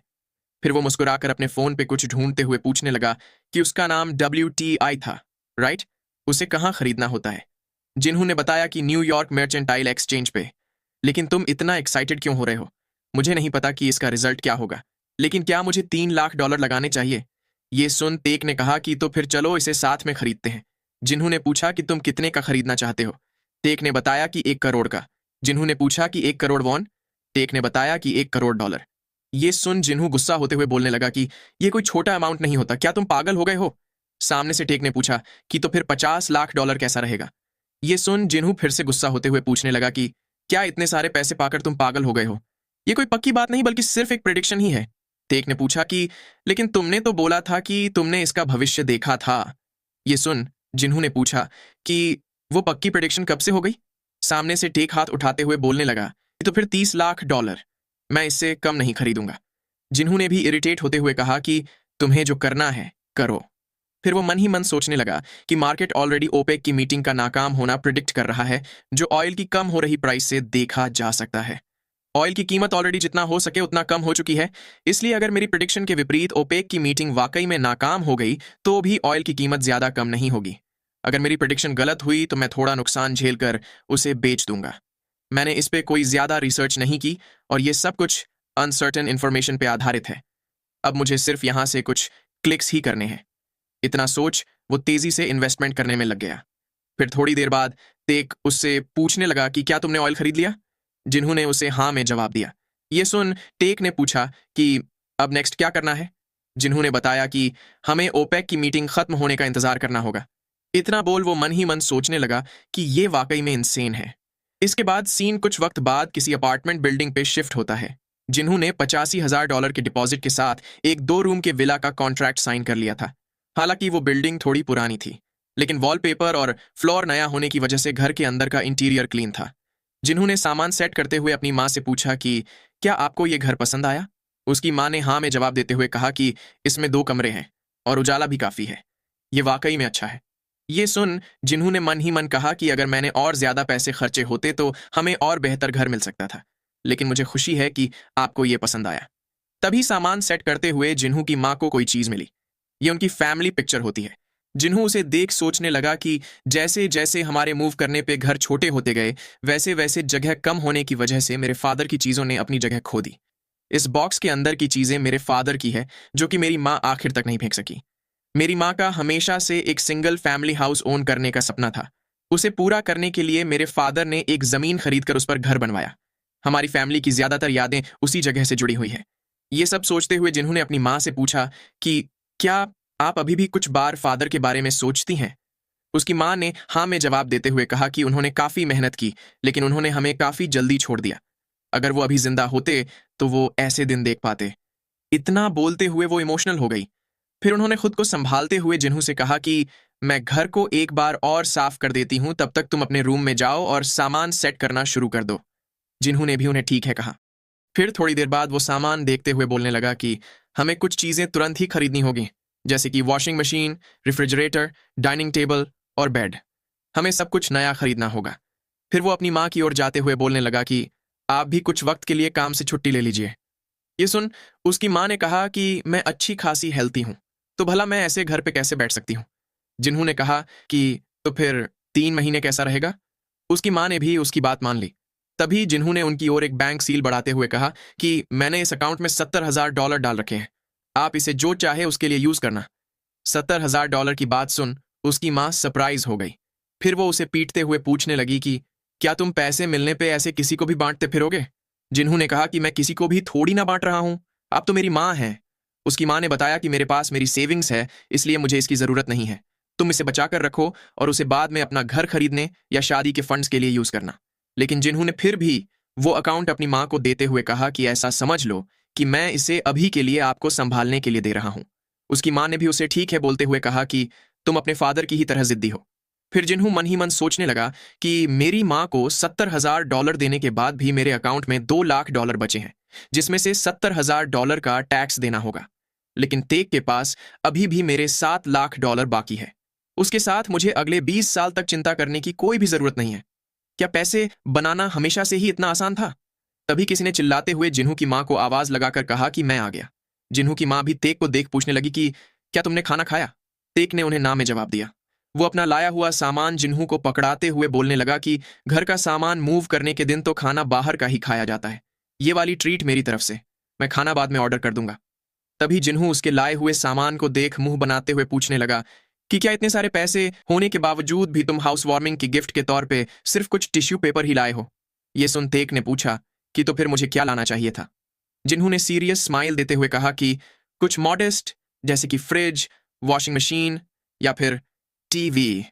ये सुन तेक जिन्हों की माँ को आवाज लगाते हुए बोलने लगा कि जिन्हों मुझसे पैसे एक्सटॉर्ट करने की कोशिश कर रहा है। फिर थोड़ी देर बाद नाश्ता करते हुए जिन्हों ने बताया कि मैंने न्यूज में देखा था कि माउंटेन हिल पूरी तरह से बैंकरप्ट हो चुका है। ये सुन तेक बोलने लगा कि उसके बारे में तो बात भी मत करो, उसकी वजह से तो काफी हल्ला मचा हुआ है। माउंटेन हिल दुनिया का सबसे बड़ा क्रिप्टो करेंसी एक्सचेंज था। उसकी हैकिंग से हुआ नुकसान कई करोड़ डॉलर से लेकर $1 अरब तक का हो सकता है। कानून के हिसाब से देखा जाए तो उस नुकसान की भरपाई करना माउंटेन हिल की जिम्मेदारी है, लेकिन उसका स्केल सिर्फ एक एक्सचेंज के लिए हैंडल कर पाने के लिए काफी ज्यादा बड़ा था। इसलिए आखिरकार माउंटेन हिल ने बैंकरप्सी अनाउंस कर दी। ये सुन जिन्हों ने पूछा कि तो फिर उन इन्वेस्टर्स का क्या होगा जिन्होंने बिटकॉइन में पैसे लगाए थे। तेक ने पूछा कि और क्या ही होगा, वो सब कंगाल हो चुके हैं। अगर ऐसा कुछ किसी बैंक के साथ होता तो गवर्नमेंट आगे आकर उसकी भरपाई करने के लिए मेजर्स लेती। लेकिन बिटकॉइन की कोई गवर्निंग बॉडी ना होने की वजह से ऐसा कोई ऑर्गेनाइजेशन नहीं है जो कुछ सोल्यूशन या नुकसान की भरपाई कर सके। लेकिन तुम वाकई में अमेजिंग हो, तुमने माउंटेन हिल की बैंकरप्सी ऑलरेडी प्रिडिक्ट कर ली। जिन्होंने कहा कि यह शायद लक भी हो सकता है। ये सुन तेक बोलने लगा कि कुछ भी सिर्फ किस्मत से नहीं होता। जिन्होंने भी उसकी बात सुन सीरियस होते हुए पूछा कि क्या तुम्हें कोई आइडिया है। सामने से टेक पूरे कॉन्फिडेंस के साथ बोलने लगा कि ये एक मुसीबत के वक्त अवेकन होने वाली सुपर पावर है। सुपर हीरोज ऐसे ही पैदा होते हैं। ये सुन जिन्हों ने पूछा कि क्या तुम पागल हो। मैं ही पागल हूं जो तुमसे कुछ सेंस की उम्मीद कर रहा था। तभी तेक जोर की ताली बजाते हुए बोलने लगा कि ऑरेकल आई, चलो तुम्हारी इस एबिलिटी को ऑरेकल आई बुलाते हैं। क्या ये काफी कूल नहीं है। जिन्होंने ना में जवाब देते हुए कहा कि ये बिल्कुल भी कूल नहीं है, इसकी जगह जरा ओपेक की मीटिंग के बारे में सोचो। लेकिन तेक अभी भी उसकी एबिलिटी को ऑरेकल आई बुलाने में लगा हुआ था। ये देख जिन्होंने उसे वो सब बंद करने को बोला। उसने आगे कहा कि अगर मेरी ये ओपेक मीटिंग के सक्सेसफुल होने वाली प्रेडिक्शन सही हो जाती है तो मैं उस नाम को कंसिडर करूंगा। लेकिन अगर ये गलत निकलता है तो ये उस डॉक्टर के कहे मुताबिक सिर्फ मेरा वहम ही होगा। ये सुन तेक बोलने लगा कि अगर तुम्हारा ये ओपेक वाला प्रेडिक्शन सही निकलता है तो हम तुम्हारी इस एबिलिटी को ऑरेकल आई बुलाएंगे। बोलो मंजूर है। जिन्होंने भी उसे ठीक है बोलते हुए कहा कि तुम्हें जो करना है करो। इसके बाद हमें अगले दिन टेक के घर का सीन दिखाया जाता है। जिन्हों वहां पहुंचकर बोलने लगा कि रिजल्ट का दिन आ चुका है। ह्यूंजू ने क्या कहा। टेक ने बताया कि ह्यूंजू कह रही थी कि रिजल्ट हमें अगले दिन पता चलेगा। ये सुन जिन्हों ने कहा कि ये एक क्लिफ हैंगर जैसा फील हो रहा है। इतना बोल वो मन ही मन सोचने लगा कि क्या मैं गलत था, क्या मेरी प्रेडिक्शन काम नहीं कर रही। ऑयल की कीमत हमने जितने पे खरीदा था उससे 3% कम हो चुकी है। हम दोनों के पैसे मिलाकर $70,000 का लॉस चल रहा है और वो लगातार बढ़े ही जा रहा है। क्या मैं इस बारे में गलत था। इतना सोच उसने टेक से पूछा कि क्या तुम ठीक हो। टेक ने कहा कि लेकिन हमारे पास तो ऑरेकल आई है, राइट। इतना बोल उसने जिन्हों की ओर एक कंट्रोलर बढ़ाते हुए कहा कि चलो अभी के लिए गेम खेलते हैं, वैसे भी हमें रिजल्ट अगले दिन पता चल ही जाएगा। जिन्हों ने भी उससे पूछा कि तुम कौन सी गेम खेलना चाहते हो। टेक ने बताया कि डेटिंग सिम्युलेटर। ये सुन जिन्होंने भी मुंह बना लिया। फिर वो गेम खेलते हुए सोचने लगा कि मेरे पास 12 लाख डॉलर है। अगर अच्छे से सोचा जाए तो ये पूरी जिंदगी कंफर्टेबली जीने के लिए इनफ नहीं है। अगर मैंने वो पैसे गवा दिए तो मैं बैंकरप्ट हो जाऊंगा। ऐसे भी कई लोग होते हैं जो लॉटरी जीतने के कुछ सालों बाद ही होमलेस हो जाते हैं। तभी जिन्हू के ऐसे बिना ध्यान लगाए गेम हारने पे टेक उस पे चिल्लाने लगा। वहीं जिन्हू अभी भी सोचे जा रहा था कि मेरे साथ भी वैसा कुछ ना हो, इसलिए मुझे स्मार्ट तरीके से नॉर्मल जिंदगी जीनी होगी। लेकिन इतने सारे पैसे होने पे मैं सोच में पड़ जाता हूं कि क्या मुझे वाकई में ट्यूटरिंग जॉब ढूंढने की जरूरत है। तभी अगले दिन टेक ने चिल्लाते हुए जिन्हू को बताया कि ओपेक का रिजल्ट आ चुका है। जिन्हू भी ये सुन चौंक कर नींद से उठ गया। उसने अपने फोन पे चेक किया तो ओपेक ने वाकई में ऑयल प्रोडक्शन में कटौती करने पे अग्रीमेंट कर लिया था। साथ ही उनके साथ रशिया जैसी कुछ नॉन ओपेक कंट्रीज भी शामिल थीं। ये देख जिन्हू हैरान रह गया। तभी उसे ऑयल के प्राइस के बारे में याद आया।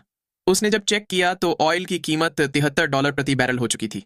ये देख जिन्हू खुश होते हुए सोचने लगा कि ये तो कुछ ही मिनट्स में 20% से भी ज्यादा बढ़ चुका है। फिर उसने टेक से उसका अकाउंट चेक करने को बोला। उसने कहा कि मैंने तो सिर्फ प्रोडक्शन में कटौती ही प्रिडिक्ट की थी, उसके आगे क्या होगा ये मुझे नहीं पता। चलो तुरंत ही सब कुछ बेच देते हैं। टेक ने भी उसे ठीक है बोलते हुए कहा कि चलो देखते हैं कि हमने कितने पैसे बनाए। टोटल प्रॉफिट है $6.5 लाख। कोरियन वोन में ये होंगे 850 मिलियन वोन। ये सुन जिन्हू खुशी के मारे हैरान रह गया। टेक ने आगे बताया कि इसमें से तुम्हारा शेयर होगा $70,000। मुझे इसमें $1 करोड़ इन्वेस्ट कर देने चाहिए थे। जिन्हू ने कहा कि सब लोग जीतने के बाद यही बोलते हैं। ये सुन टेक मुस्कुराते हुए बोलने लगा कि लेकिन तुम्हारी ऑलरेडी 3 प्रेडिक्शन सही हो चुकी हैं, राइट?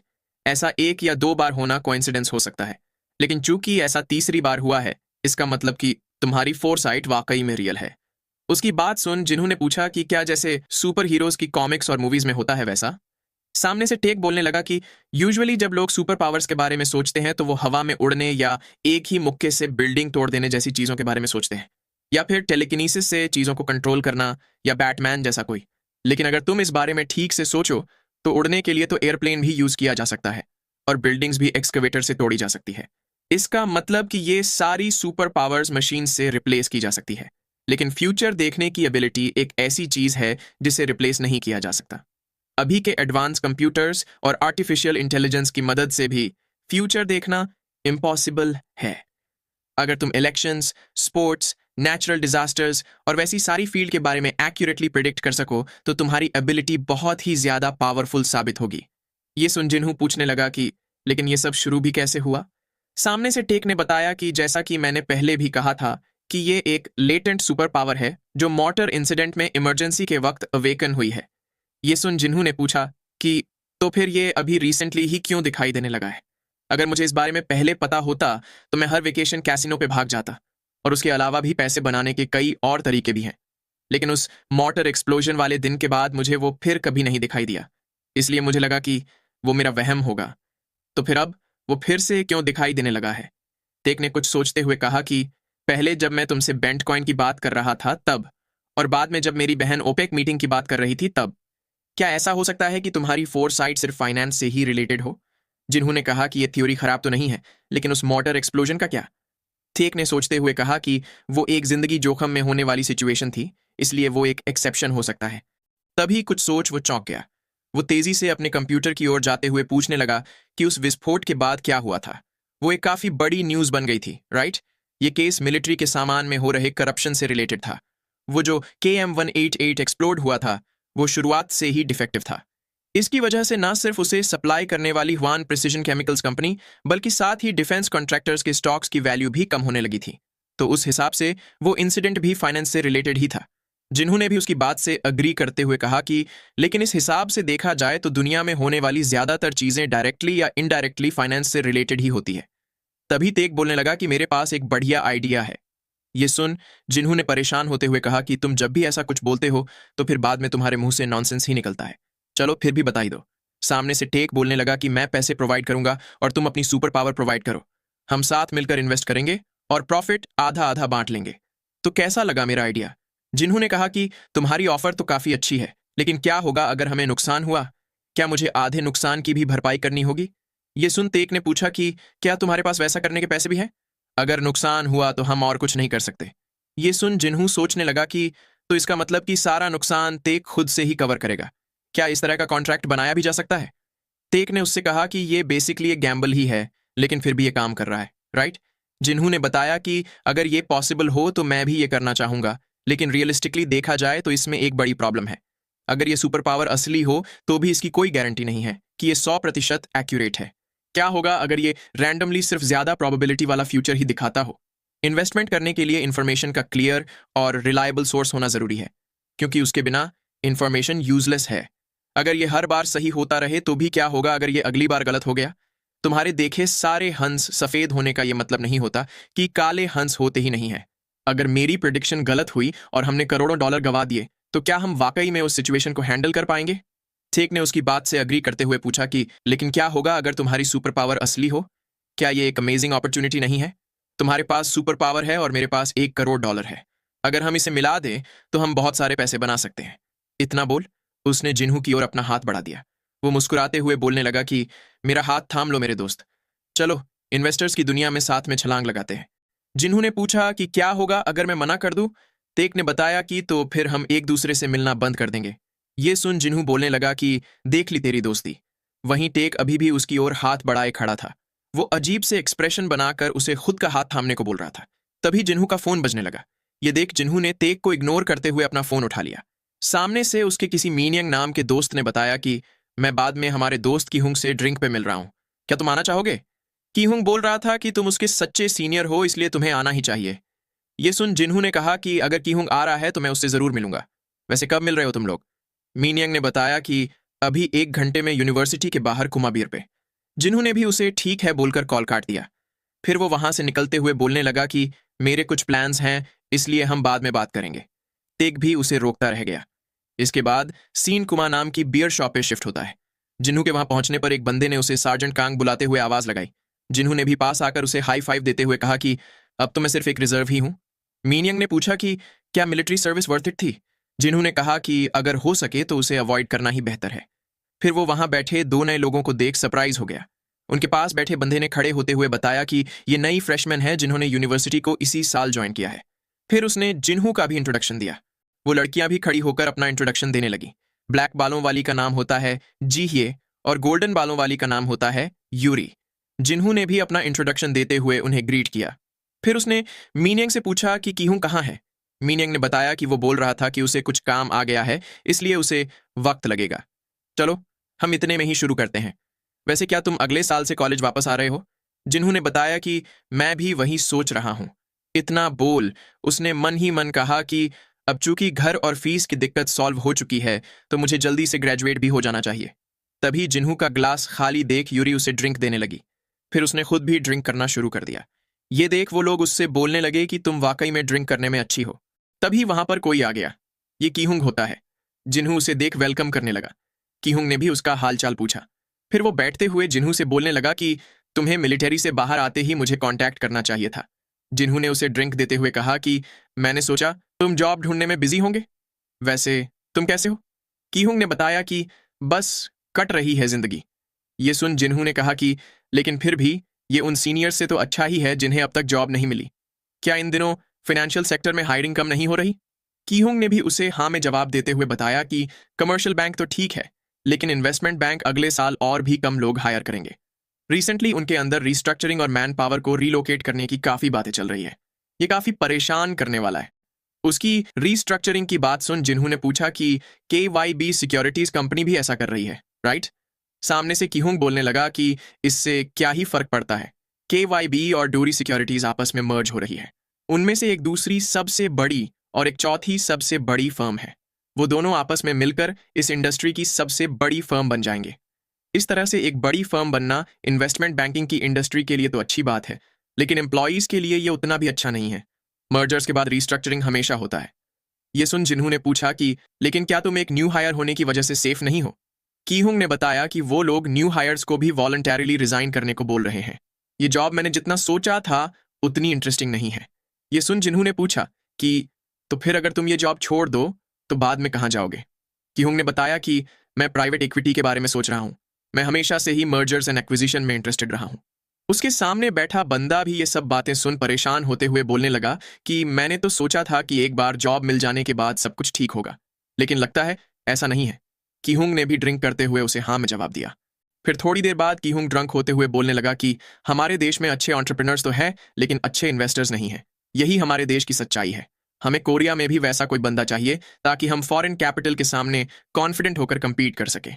हमें हमेशा गलत तरीकों से प्रॉफिट करने के लिए फॉरेन मीडिया के द्वारा क्रिटिसाइज किया जाता है। ये सुन जिन्होंने उससे पूछा कि क्या तुम्हें लगता है कि वैसा कभी होगा? कीहुंग ने पूछा कि भला कौन ही जाने, क्या पता कभी कोई जीनियस इन्वेस्टर जैसे कि वरेन बफेट का कोरियन वर्जन अपीयर हो जाए। तभी यूरी को किसी का कॉल आ गया। उसने कॉल उठाते हुए सामने वाले इंसान को उस जगह का एड्रेस बताकर वहां आने को बोला। ये देख उसके पास बैठे बंदे ने पूछा कि ये कौन था? यूरी ने मुस्कुराते हुए बताया कि ये सीनियर सियोन थी। वैसे तो मैं उससे ही मिलने वाली थी, लेकिन जब मैंने कहा कि मैं सीनियर्स के साथ ड्रिंक पे जा रही हूं, तो उसने कहा कि वो भी आएगी। ये सुन वहां बैठे सारे लोग चौंक गए। जिन्हू भी हैरान रह गया। वो बंदा यूरी से पूछने लगा कि आखिर तुमने सियोन को क्यों बुलाया? ये सुन यूरी ने पूछा कि क्या मुझे उसे नहीं बुलाना चाहिए था? वो बंदा उसे जवाब देता, उतने में ही वहां पर कोई आ पहुंचा। ये सियोन होती है। जिन्हू उसे देख थोड़ा ऑकवर्ड हो गया। सियोन भी उसे देख उतनी ही सरप्राइज थी। दरअसल ये उन दोनों की ब्रेकअप के बाद पहली मुलाकात थी। फिर हमें थोड़ी देर बाद किसी कॉफी शॉप का सीन दिखाया जाता है। वहां बैठी सियोन जिन्हू से बोल रही थी कि हमें मिले 2 साल हो चुके हैं। जिन्हू ने भी उसकी बात से अग्री किया। सियोन ने आगे पूछा कि क्या मिलिट्री सर्विस तुम्हारे लिए अच्छी गई? जिन्हू ने उसे हाँ में जवाब दिया। फिर उसने सियोन से पूछा कि क्या तुम्हारा और उस सीनियर का आपस में सब ठीक चल रहा है? सियोन ने भी उसे हाँ में जवाब दिया। जिन्हू मन ही मन उस जून ह्यूंग नाम के बंदे को याद कर सोचने लगा कि वो सीनियर फेस्टिवल के दौरान कुछ वक्त के लिए हमारी यूनिवर्सिटी में आया था। वो GH कंस्ट्रक्शन नाम की एक बड़ी कंपनी का तीसरा बेटा है। मैंने उसे कुछ वक्त के लिए ही देखा था, लेकिन वो काफी हैंडसम था और उसकी पर्सनैलिटी भी अच्छी थी। मेरे मिलिट्री में एनलिस्ट होने के कुछ वक्त बाद ही मुझे मीनियंग से पता चला था कि सियोन उस सीनियर को डेट कर रही है। इतना सोच वो सियोन को देखने लगा, जो अब काफी महंगी चीजें लेकर बैठी थी। उसने सियोन से कहा कि तुम काफी बदल चुकी हो, पहले तुम काफी सिंपल हुआ करती थी। सियोन ने बताया कि उस बात को काफी लंबा वक्त गुजर चुका है। मुझे तुम्हारे बुरे वक्त में तुमसे ब्रेकअप करने के लिए सॉरी फील होता है। जिन्होंने भी अपनी कॉफी पीते हुए कहा कि वो सब पास्ट की बात है। तभी सियोन ने उसे आवाज लगाते हुए बताया कि मैं तुम्हें वाकई में काफी पसंद करती थी। ये सुन जिन्हू थोड़ा गुस्सा हो गया।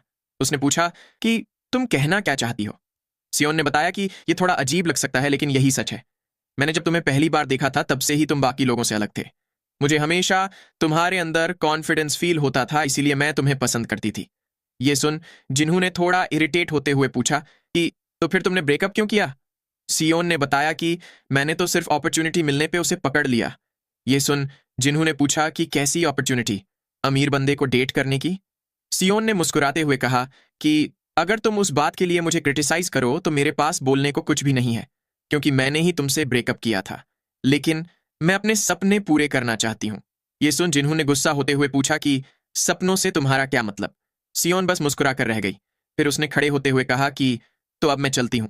ये देख जिन्हू फ्रस्ट्रेट होते हुए पूछने लगा कि तुम किन सपनों की बात कर रही हो, लेकिन सियोन उसे बिना कोई जवाब दिए चली गई। उसके जाने के बाद जिन्हू किसी स्टोर के बाहर बैठा ड्रिंक करते हुए मन ही मन बोलने लगा कि सक्सेस। 2 साल पहले मेरे फादर के फ्यूनरल से भी पहले हमारा घर छीन लिया गया था। रिलेटिव्स ने हमें कोई सहारा नहीं दिया और फिर सियोन ने मुझसे ब्रेकअप कर लिया। मुझे ऐसा लग रहा था जैसे सब कुछ तबाह हो रहा हो।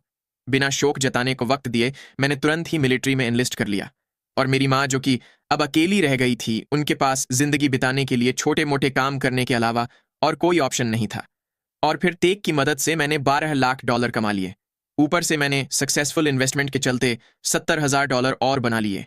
अब मेरे पास टोटल $13 लाख है। आखिरकार सक्सेस होती क्या है? क्या $13 लाख को वाकई में सक्सेस कहा जा सकता है? वो ये सब सोच ही रहा था कि उसे अपने सामने फिर से वो गोल्डन ईगल बैठा हुआ दिखाई दिया। ये देख उसने उसकी ओर अपना कप बढ़ाते हुए पूछा कि क्या तुम भी ड्रिंक करोगे, या फिर क्या तुम इस बार फिर से मुझे कुछ दिखाने वाले हो? तभी उस ईगल ने अपने पंख फैला दिए। वो तेजी से जाकर उसके सिर पे उड़ने लगा। जिन्हू ने भी उसकी लिखी बात पढ़ पूछा कि तो क्या यही मेरा फ्यूचर है? इसके बाद वो तेक के घर पहुंचकर उसे आवाज लगाने लगा। तेक नींद में ही उससे पूछने लगा कि क्या हो गया? अगर तुमने पी हुई है तो घर चले जाओ। तभी जिन्हू ने उसका हाथ पकड़ लिया। उसने कहा कि अब मैंने तुम्हारा हाथ थाम लिया है तो हम इसमें साथ हैं। ये सुन तेक ने कंफ्यूज होते हुए पूछा कि तुम क्या बोल रहे हो? जिन्हू ने बताया कि सक्सेस। ऐसे ही सुबह हो जाती है। नींद से उठकर जिन्हू का सिर काफी दर्द कर रहा था।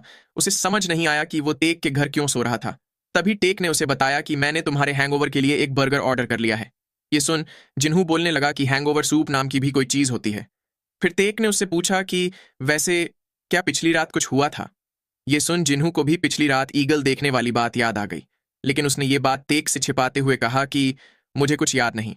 ये सुन टेक उसके पास आकर चिल्लाते हुए पूछने लगा कि तो फिर हमने पिछली रात जो प्रॉमिस की थी उसका क्या? हमने तो हाथ मिलाकर एकदम पक्का रिजॉल्व किया था। जिन्हू ने भी इरिटेट होते हुए कहा कि मुझे याद है, उसके बारे में हम खाना खाकर बात करेंगे। वैसे क्या तुमने पहले कभी इन्वेस्ट किया है? तेक ने उसे ना में जवाब दिया। जिन्हू ने कहा कि वैसे तुमने कुछ बेंट कॉइन तो एक्सचेंज किए ही थे। तभी टेक ने उससे पूछा कि क्या तुमने भी कुछ प्रैक्टिकल इन्वेस्टमेंट नाम का क्लब ज्वाइन नहीं किया था? जिन्होंने हाँ में जवाब देकर बताया कि मैंने कुछ स्टडीज की थी और साथ ही कुछ डायरेक्ट इन्वेस्टमेंट्स भी की थी, लेकिन वो तो सिर्फ $1,000 ही थे और उसमें से भी मैंने आधे गवा दिए थे। मेरा रिटर्न रेट -50% था। ये सुन तेक मुंह बनाकर पूछने लगा कि क्या तुमने बिजनेस मैनेजमेंट की पढ़ाई नहीं की? क्या तुमने वहां कुछ सीखा नहीं है? जिन्होंने बताया कि मैं तो वहां सिर्फ 1 साल के लिए ही था। सरफेस लेवल की कुछ थ्योरीज के अलावा मैंने सिर्फ क्लब से ही थोड़ा बहुत नॉलेज लिया था। वैसे अभी तुम्हारे अकाउंट में कितने पैसे हैं? टेक ने बताया कि $12.5 मिलियन। ये सुन जिन्हू सोचने लगा कि ये एक ऐसा अमाउंट है जो आम लोग अपनी पूरी जिंदगी में कभी भी नहीं देखते। आखिर मैं इन पैसों के साथ क्या कर सकता हूं? इन्वेस्टिंग के अंदर कैपिटल की साइज काफी इंपॉर्टेंट होती है। 1 करोड़ से 10 करोड़ बनाने के लिए 1000% का रिटर्न रेट अचीव करना पड़ता है, लेकिन अगर हमारे पास 1000 करोड़ हो तो उसका सिर्फ 1% रिटर्न भी 10 करोड़ हो जाता है। इस बार तेक इतनी आसानी से $6 लाख उसके इतने बड़े कैपिटल की वजह से ही बना पाया था। लेकिन दिक्कत यह है कि बड़े प्रॉफिट्स के साथ बड़ी रिस्क भी आती है। तभी टेक शातिर मुस्कान के साथ पूछने लगा कि तो क्या हम शुरू करें? जिन्होंने उसे फिर से इतना एक्साइटेड होता देख पूछा कि आखिर एक $12 मिलियन रखने वाले बंदे को इन्वेस्ट क्यों ही करना है? इतने पैसों के ब्याज से ही तुम पूरी जिंदगी कंफर्टेबली बिता सकते हो। सामने से टेक ने पूछा कि पैसे जितने ज्यादा हो उतना बेहतर होता है, राइट? जिन्हू ने भी उसकी बात से अग्री किया।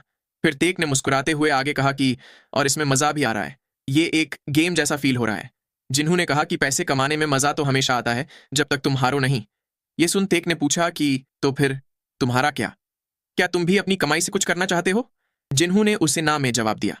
वो मन ही मन सोचने लगा कि इन्वेस्ट करने के लिए मुझे सबसे पहले फोरसाइट चाहिए। मेरे सामने उस ईगल या क्लाउड का आना जरूरी है, लेकिन यह बात अनक्लियर है कि वो कब और कैसे होता है। मैं श्योर तो नहीं हूं, लेकिन ऐसा लगता है कि वो कुछ सर्टेन इन्फॉर्मेशन मिलते ही ऑटोमेटिकली रिएक्ट करता है।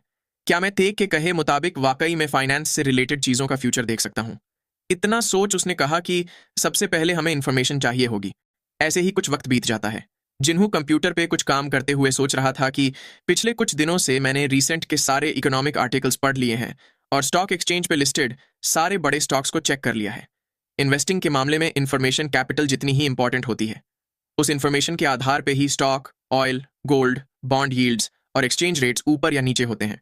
इन दिनों अच्छे से डेवलप हो चुकी डिस्क्लोजर सिस्टम के चलते इंस्टीट्यूशंस और कंपनीज को इंपॉर्टेंट इन्फॉर्मेशन रिलीज करना अनिवार्य होता है। इसकी वजह से मैं कंपनीज की अच्छी और बुरी दोनों ही न्यूज़ आराम से देख सकता हूं। लेकिन ऐसी पब्लिकली अवेलेबल इन्फॉर्मेशन जो कि मेरे जैसा आम इंसान भी देख सके, उसकी वैल्यू काफ़ी कम होती है। जिन स्टॉक्स के बारे में अच्छी न्यूज़ होती है वो ऑलरेडी इनफ ऊपर उठ चुके होते हैं, और जिन स्टॉक्स के बारे में बुरी न्यूज़ होती है वो ऑलरेडी इनफ नीचे गिर चुके होते हैं। ये सब सोचते हुए वो बोलने लगा कि मेरी एबिलिटी बिल्कुल भी रिएक्ट नहीं कर रही है। मुझे माउंटेन हिल या ओपेक की तरह इनसाइडर इन्फॉर्मेशन चाहिए। तेक ने उसे थोड़ा और वक्त लगे रहने को बोल कहा कि भले ही तुम फ्यूचर देख सकते हो, लेकिन कुछ भी तुरंत ही नहीं होता। जिन्हू का भी मोटिवेशन कम हो रहा था। तभी टेक ने उसे आवाज लगाते हुए पूछा कि क्या हमें पहले एक कॉन्ट्रैक्ट साइन नहीं कर लेना चाहिए? जिन्हू ने पूछा कि कैसा कॉन्ट्रैक्ट? टेक ने बताया कि एक कॉन्ट्रैक्ट जिसमें लिखा हो कि हम कमाई को आधा आधा बांटेंगे। जिन्हू ने उसके कॉन्ट्रैक्ट पे साइन करते हुए कहा कि तुम्हारी बहन पक्का ऐसी चीजें अपने क्लोज फ्रेंड से भी लिखवा कर लेती। टेक ने भी साइन करते हुए कहा कि अगर तुम प्रॉमिस तोड़ने वाले लोगों में से होते तो मैं तुम्हें कभी वो $7 लाख देता ही नहीं।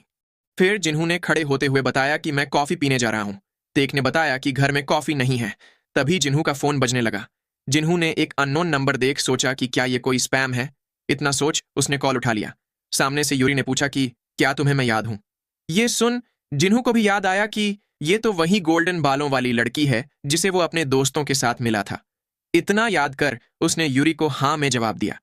सामने से यूरी ने पूछा कि अगर तुम फ्री हो तो क्या साथ में कॉफी पे चलना चाहोगे? इसके बाद सीन किसी कॉफी शॉप पे शिफ्ट होता है। जिन्हू वहां पहुंच चुका था। यूरी पहले से ही उसका इंतजार कर रही थी। उसने हाथ दिखाकर उसे अपने पास बुलाया, फिर टेबल पे बैठते हुए उसने जिन्हू से कहा कि मेरे ऐसे अचानक से बुलाने के बावजूद भी यहाँ आने के लिए शुक्रिया। जिन्हू ने बताया कि मैं यहीं पास ही में दोस्त के घर ही था।